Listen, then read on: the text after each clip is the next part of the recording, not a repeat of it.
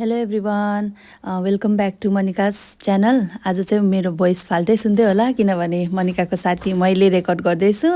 किनभने आज चाहिँ मेरो घरमा नानाको ढोगभेट थियो। अनि हेर्दै जानुहोस् है, म भन्दै जान्छु। यसरी नै जन्ती आइपुगेको अवस्था र हामी चाहिँ एकदम हतार गरिरहेको थियौँ। अब ढिलो हुन्छ नि त बिहा घरमा, कस्तो हुन्छ है, सबैलाई हजुरहरूलाई यादै होला। जन्ती यसरी नै आइपुग्यो राम्रोसँगले है। मेरो भेना चाहिँ शेर्पा हुनुहुन्छ। अनि जन्तीलाई चाहिँ हामीले पहिला चियापानी दियौँ, त्यो पछि चाहिँ तलनिर चिनाजाना हुनु थाल्यो है। नाना र भेना यहाँ बसिरहनु भएको छ मेरो सोल्टिनीसँग। सोल्टिनी भन्दा चाहिँ लोखण्डी हुनुहुन्छ। अनि यहाँ चाहिँ मेरो ठुलो निनी हुनुहुन्छ है, मेरो पापाको ठुलो दिदी। अनि यता पनि मेरो दाजुको मम्मी हुनुहुन्छ, मेरो निनी। अनि यहाँ अलिकति नाना इमोसनल भयो है।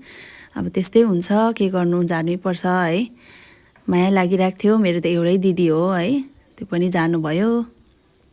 यहाँ चाहिँ अब मेरो आमेन र बडालाई चिनाउनु हुँदैछ। आमेन चाहिँ अलिकति इमोसनल मान्छे हुनुहुन्छ है, माया गर्नुहुन्छ साह्रै म र नानालाई। अलिकति इमोसनल हुनुभयो आमेन। ठिकै छ अब है, जानु नै पर्छ।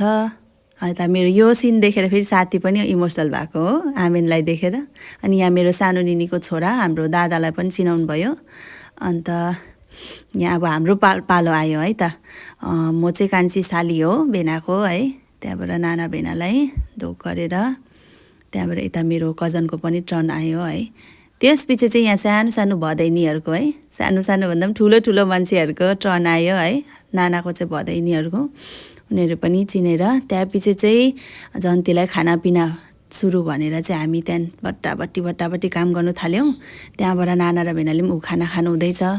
त्यहाँबाट चाहिँ म र साथीको पनि खाना खाने टर्न आयो है। साथीले चाहिँ मलाई मासु लभर तिमी भन्दै जिस्काउँदै थियो, एकदम मजा पनि आइरहेको थियो। त्यसपछि चाहिँ मेन यहाँनिर चाहिँ सम्धिनी ढोकाउने चिनाउने पालो आयो है त। यो चाहिँ हाम्रो राईमा चाहिँ भुइँसोरी ढोक्ने कल्चर छ है, के भन्छ रीति छ। भुइँसोरी 3 चोटि ढोक्नुपर्ने हुन्छ। अनि यहाँ सम्धी उतापट्टि चाहिँ मेरो मम्मी पापा हुनुहुन्छ, यतापट्टि चाहिँ भेनाको मम्मी पापा हुनुहुन्छ है। 3 चोटि यसरी ढोक गरेर चाहिँ राम्रोसँग चिन्नुपर्ने हुँदो रहेछ है। सम्धिनी फेस पनि याद गर्नुपर्ने। यता चाहिँ मेरो देपाको देमा हुनुहुन्छ, मेरो ठुलो देपाको, उहाँको पनि सम्धिनी नै हो। त्यसपछि चाहिँ यहाँनिर डान्स गर्ने पालो आयो है त।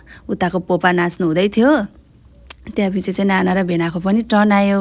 नाना र भेना त ननाची हुँदैन है।